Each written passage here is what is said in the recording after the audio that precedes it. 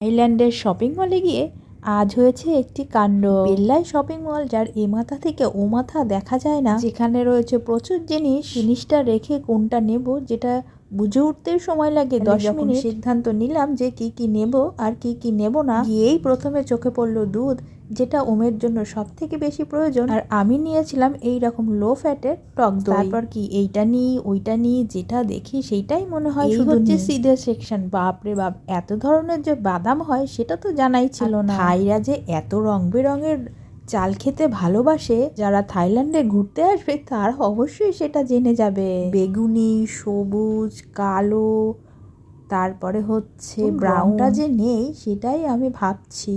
তবে চাল দেখতে দেখতে আর একটা নতুন জিনিস দেখলাম, সেটা আমার বেশ ভালো লেগেছে। এই হচ্ছে পাউডার, মানে ফুডসের পাউডার, আচার, কিছু ইনস্ট্যান্ট ফুড। এই সব কিছু নিতে নিতে ওমের বাবাকে যে কোন গলিতে ফেলে রেখে চলে এসেছি যেই জান না। এবার আমি আর ওম আর কি বসে বসে অপেক্ষা করছি। আমি হারিয়ে চিন্তায় মরছি আর আমার ছেলে ভাবছে ও লুকোচুরি খেলছে। তাকে এনজয় করার জন্য নিজেও খাচ্ছে, আমাকেও খাওয়াচ্ছে।